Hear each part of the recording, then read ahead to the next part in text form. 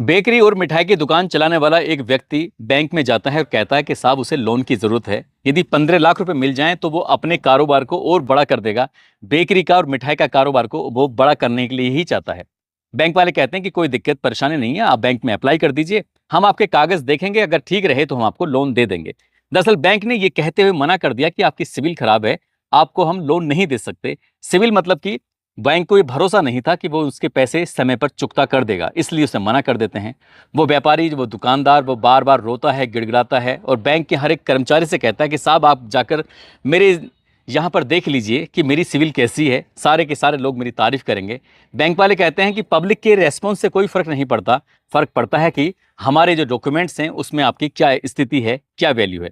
Bank वाले जैसे ही मना कर देते हैं वो रोने लगता है, गिड़गिड़ाने लगता है, कहता है कि साहब मुझे 15 लाख रुपए दे दीजिए, मैं अपने कारोबार को बढ़ाना चाहता हूं। लेकिन बैंक के कानों पर जूं नहीं रहेंगी और वो व्यक्ति मायूस होकर वहां से चला जाता है। कई महीने तक परेशान रहता है। उसके दिमाग में आता है कि क्यों ना इस बैंक को लूट लिया जाए।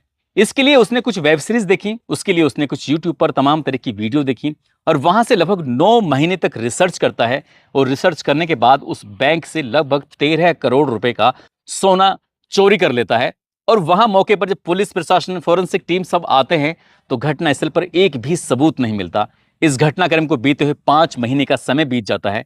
आखिरकार वो एक गलती कर बैठता है चोर, और जैसे ही गलती करता है वो पकड़ा जाता है। और जब पकड़ा जाता है तो ये कहानी लोगों के सामने आती है तो लोगों को यकीन नहीं हो रहा था कि वो कम पढ़ा लिखा व्यक्ति आखिरकार इतना बड़ा काम कैसे कर सकता है। आदाब, नमस्कार, सत श्री अकाल। मैं उस्मान सैफी। आज की जो सच्ची घटना मैं आपको सुनाने जा रहा हूं, ये सच्ची घटना है कर्नाटक प्रदेश की राजधानी बेंगलुरु से लगभग 325 किलोमीटर दूर एक जिला है जिसका नाम है दावनगेरे। दावनगेरे के पास एक कस्बा है और कस्बे का नाम है न्यामती। दरअसल न्यामती में 28 अक्टूबर 2024 की सुबह नेहरू रोड पर एक बैंक है जिसका नाम है स्टेट बैंक ऑफ इंडिया। यहां पर जैसे ही बैंक खुलता है कर्मचारी आते हैं और कर्मचारी आने के बाद जो अपनी आंखों से देख रहे थे उसे देखकर यकीन नहीं हो रहा था। दरअसल खिड़की जो थी बैंक की वो राइट साइड में वो पूरी तरह से कटी हुई थी। उसके अंदर से चोर आते हैं, आने के बाद कटर मशीन को से कुछ जो लोकर थे उनको काटते हैं और काटने के बाद वो यहाँ से चोरी करके ले जाते हैं। बैंक के कर्मचारियों ने देखा तो उनकी सांसें उखड़ जाती हैं। आखिरकार करें तो क्या करें। तभी पुलिस को सूचना दी जाती है। पुलिस ने मौके पर आकर देखा, पड़ताल की तो पता चलता है कि एक लोकर को तो खोल चुके थे जिसमें लगभग 500 ग्राहकों का सोना था, उसको तो वो ले जा चुके थे। और एक और लोकर था जिसमें सैकड़ों ग्राहकों का सोना और नकदी रखे हुए थे, उसे खोल नहीं पाए। ऐसा लग रहा था जैसे क्या कटर मशीन की गैस खत्म हो गई हो। दरअसल ये जो बैंक है वो लगातार 2 दिन तक बंद था और 2 दिन बंद होने के बाद जब तीसरे दिन खुलता है तो उसके बाद चोरी की इस वारदात का पता चलता है। बैंक का एक कर्मचारी होता है जिसका नाम सुनील कुमार यादव होता है। वो नजदीकी पुलिस स्टेशन न्यामती थाने में फोन करता है कि कहता है साहब की एसबीआई जो नेहरू रोड पर पड़ती है वहां पर चोरी हो गई है, आप जल्दी से आ जाइए। जैसे ही पुलिस आती है उसके बाद तहरीर ली जाती है और बीएनएस की धारा 305, 331/3, 331/4 इसके तहत मुकदमा दर्ज कर लिया जाता है। इस मामले की गूंज अब पूरे प्रदेश भर में फैल गई थी। DIG B Ramesh, SP Uma Prasad, ASP Varghese और एसपीआरए बीएस वसुराज और एसएचओ रवि एनएस ये मौके पर पहुंच जाते हैं। और आने के बाद इस मामले की जांच पड़ताल शुरू हो जाती है। 5 इंस्पेक्टर और 10 सब इंस्पेक्टरों की टीम बनाई जाती हैं और टीम बनाने के बाद वो जांच में जुट जाती हैं। फोरेंसिक टीम जब यहाँ पर मौके पर पहुंचती है तो यहाँ आने के बाद सबसे पहले देखा जाता है कि जो डीवीआर है वो गायब हो चुका है। साथ ही जब डॉग स्क्वाड को बुलाया जाता है तो जो डॉग स्क्वाड यानी खोजी कुत्ते होते हैं, खोजी कुत्तों ने आकर जब बैंक के अंदर सूंघना शुरू किया है तो कुत्तों ने छींक छींक कर उनका बुरा हाल हो जाता है। दरअसल चोर जब यहाँ से चोरी करके जाते हैं तो पूरे बैंक में वो जगह जगह मिर्ची पाउडर छिड़क देते हैं, फेंक देते हैं, ताकि चोर जो बैंक में चोर आए थे कुत्ते उनका ज़्यादा दूर तक पीछा ना कर सकें। इसलिए ये भी प्लानिंग फेल हो जाती है। डीवीआर जो मौके पे था ही नहीं, जो सीसीटीवी कैमरे थे वो भी वहां से गायब थे। अब पुलिस ने देखा कि आखिरकार सायरन क्यों नहीं बजा। जब इन्होंने घर इसके अंदर प्रवेश किया था बैंक के अंदर तो पता चलता है कि पुराना सायरन था। अब पुलिस वालों ने पूछा कि तुम्हारे बैंक में कोई गार्ड वगैरह नहीं है, तो कहते हैं कि साहब हम गार्ड रखते नहीं हैं। इतनी लापरवाही बैंक की तरफ से रही।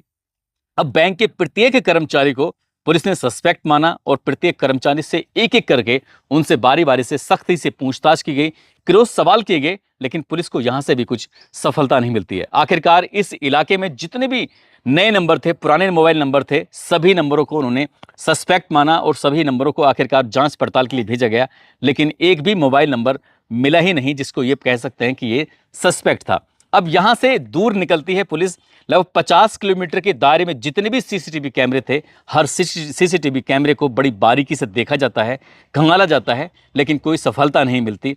दरअसल ये घटना होती है 25 और 26 की रात को होती है। 27 तारीख को बैंक बंद था, 28 तारीख को बैंक खुला था, तब जाके इस बात का पता चलता है। जब ये घटनाक्रम पुलिस इसकी जांच पड़ताल में जुट जाती है तो पुलिस को कोई सुराग नहीं मिल रहा था। इसके बाद पुलिस ने सोचा कि हो सकता है कि दूसरे प्रदेशों के कोई लूट करने वाले, डकैती डालने वाले, चोरी करने वाले, जैसे दिल्ली है, जैसे उत्तर प्रदेश है, जैसे गुजरात है, जैसे राजस्थान है, वहाँ के चोरों से संपर्क किया। पुराने लगभग 10 से 15 साल के जितने भी रिकॉर्ड था, जहाँ जहाँ चोरी हुई थी, वहाँ के लोगों से, वहाँ के चोरों से, वहाँ के डकैतों से, लुटेरे से, सभी से पूछताछ की गई। पुलिस के हाथ कुछ लग नहीं रहा था। आखिरकार ये घटना होती है अक्टूबर के अंत में, और साथ ही नवंबर बीत जाता है, दिसंबर बीत जाता है, जनवरी बीत जाती है, फरवरी बीत जाती है, और धीरे धीरे करके ऐसी बैंक की जो लूट थी, इस घटनाक्रम का खुलासा नहीं हो रहा था। हालांकि पुलिस ने बड़े बड़े दावे किए थे कि हम जल्दी इस घटनाक्रम का खुलासा कर लेंगे। मार्च 2025 आ जाता है और पुलिस के पास एक कॉल पहुंचती है। ये तमिलनाडु का एक इलाका होता है। तमिलनाडु के इलाके में एक व्यक्ति फ़ोन करके बताता है कि साहब मेरा नाम तो आना नहीं चाहिए, लेकिन एक व्यक्ति है जिसका नाम विजय कुमार है। दरअसल विजय कुमार के रहन सहन में पूरी तरह से परिवर्तन हो चुका है। घर उसने बहुत जल्दी बनाया है, अपने दोस्तों को लाखों लाखों रुपए उधार दे देता है, अपने दोस्तों को भी उसने मकान बनाकर गिफ्ट किया है। ऐसा क्या काम है जो उसका एकदम से चलने लगा? जब पुलिस इस व्यक्ति के पास जाती है, इससे पूछताछ करती है, इससे पूछा जाता है कि तुम्हारे पास इतना सारा पैसा कहाँ से आया? दरअसल ये व्यक्ति जिसका नाम विजय कुमार है, वैसे तो रहने वाला ये तमिलनाडु का है, लेकिन कर्नाटक के इसी जिले के अंदर, जिस जिले का नाम है दावनगेरे, उसी का कस्बा जो लगता है न्यायमती, वहां पर ये बेकरी और मिठाई की दुकान चलाता है। लेकिन जब उससे पूछा जाता है, उसे कहा जाता है कि इतना सारा पैसा तुम्हारे पास कहाँ से आया, तो वो उस पैसे के बारे में सही इन्फॉर्मेशन, सटीक जानकारी जब दे नहीं पाया, तो उससे पूछा जाता है कि तुम करते क्या हो। उसने कहा वीआईपी स्नैक्स और मिठाई के नाम से उसकी शॉप है, उस पे काम करता है। आसपास के इलाके वाले लोगों से पूछा जाता है तो सभी लोग उसकी तारीफ कर रहे थे, लेकिन इतना सारा पैसा कहाँ से आया, उस पैसे के खर्चे का हिसाब किताब वो दे नहीं पा रहा था। पुलिस के सामने ज़्यादा देर रुक नहीं पाता, और पुलिस के सामने जब टूट जाता है तो कहानी सुनाता है। कहानी सुनकर हर पुलिस वाला दंग रह जाता है। दरअसल दंग इसलिए रह जाता है, उसने बताया कि मार्च 2023 की ये बात है। बैंक में जाता है और जाकर कहता है कि साहब उसे लोन चाहिए, उस पर कर्जा बढ़ रहा है, वो अपनी दुकान को और बड़ा रूप देना चाहता है, ज़्यादा पैसे कमाना चाहता है, आप सिर्फ 15 लाख रुपए का लोन दे दीजिए। लेकिन उसकी फाइल को ये कहते हुए रिजेक्ट कर दिया गया कि आपकी सिविल खराब है और आप समय पर पैसा दे नहीं पाएंगे, इसलिए हम आपको पैसा दे नहीं सकते। वो काफ़ी रोता है, गिड़गिड़ाता है, हाथ जोड़ता है, कहता है कि साहब मेरी स्थिति ज़्यादा खराब है, आप मदद कर दीजिए। पिछले 30 सालों से अपने पिता के साथ रहकर वो व्यक्ति अपने दुकान चला रहा था, लेकिन फिलहाल दुकान की स्थिति उसकी अच्छी नहीं थी, इसलिए वो घर जाता है, मायूस होता है। लेकिन अंदर ही उसके दिमाग में एक ख्याल आता है। एक फिल्म देख रहा था और फिल्म थी मनी हाइट्स, जो कि वेब सीरीज होती है। उस वेब सीरीज को देखने के बाद उसके दिमाग में ख्याल आता है क्यों ना इस बैंक को लूट लिया जाए। अब उसके लिए वो प्लानिंग करता है। हालांकि ज़्यादा पढ़ा लिखा नहीं होता, लेकिन 9 महीने तक वो ऐसी वेब सीरीज, ऐसी चोरी की वारदातें, ऐसी अखबारों में जहां जहां से उसको इन्फॉर्मेशन मिल सकती थी, वो हर छोटी से छोटी चीज़ का ख्याल रख रहा था। और उसके बाद उसने रिसर्च करने के बाद वो एक टीम बनाता है, और टीम में 6 सदस्य होते हैं। उसका खुद भी था जिसका नाम विजय कुमार होता है, साथ ही उसका भाई जिसका नाम अजय कुमार होता है, उसका बहनोई यानी कि जीजा होता है उसका परम आनंद, साथ ही उसका दोस्त होता है अभिषेक, एक और दोस्त होता है चंद्रशेखर, एक और दोस्त होता है मंजुनाथ। टोटल मिला के 6 इसके साथी होते हैं। और 6 साथियों ने एक जगह लगती है, स्कूल है सुरहोने में ये खड़े होते हैं। वहां पर ही प्लानिंग करते हैं कैसे बैंक लूटना है, कैसे काटना है, क्या करना है। पूरी प्लानिंग के साथ साथ ही वो उस बैंक के नजदीक जाते थे, और नजदीक जाने के बाद वहां से कुछ भी मिट्टी, ईंट, कुछ भी सामान लाते थे, और लाने के बाद वो घर निकल आया करते थे। बार बार रिहर्सल कर रहे थे ताकि देख सकें कि रास्ते में पुलिस पड़ती है कि नहीं पड़ती है, कोई कैमरा लगता है कि नहीं लगता है, कोई आदमी आता है कि नहीं आता है।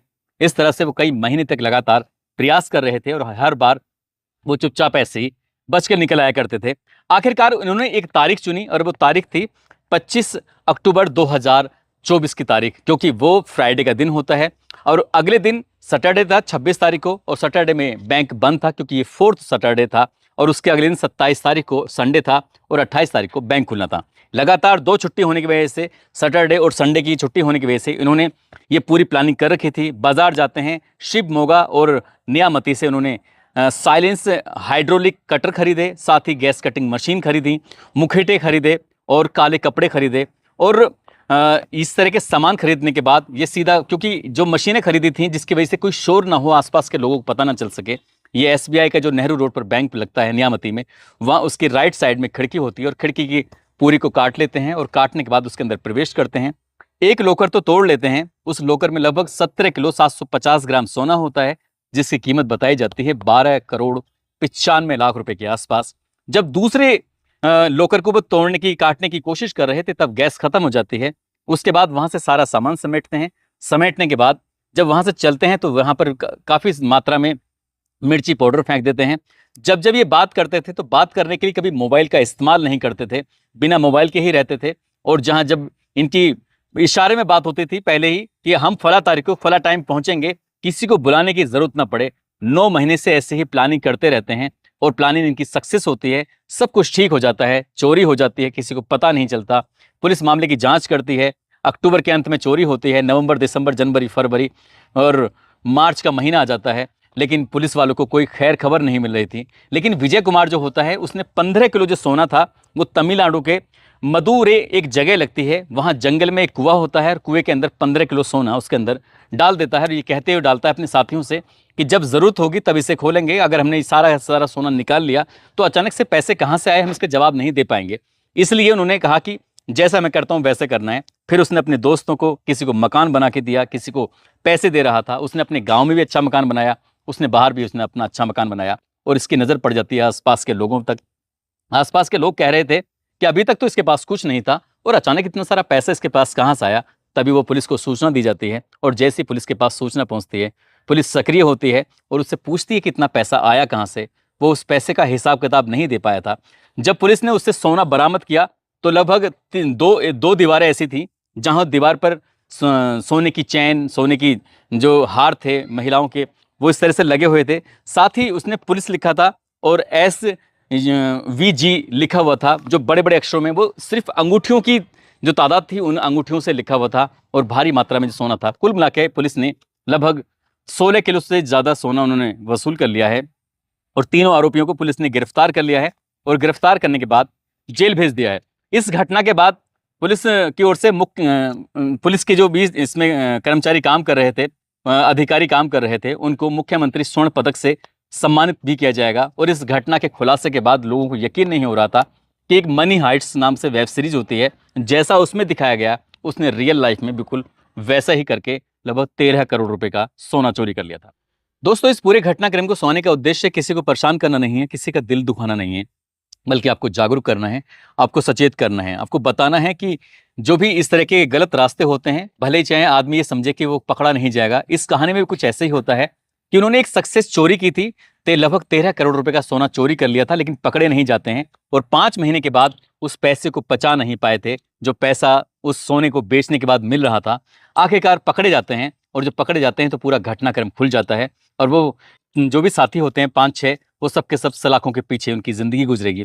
इस घटनाक्रम में जो पुलिस वाले हैं उनको सम्मान तो खैर किया ही जाएगा, लेकिन जैसे इन्होंने चोरी की है वो वाकई अपने आप में हैरान करने वाली है, क्योंकि एक फिल्म देखी, वेब सीरीज, और फिल्म में जैसा हुआ था ठीक उन्होंने वैसे ही किया, और इस घटनाक्रम को बिल्कुल अंजाम दे दिया, लेकिन पकड़े गए।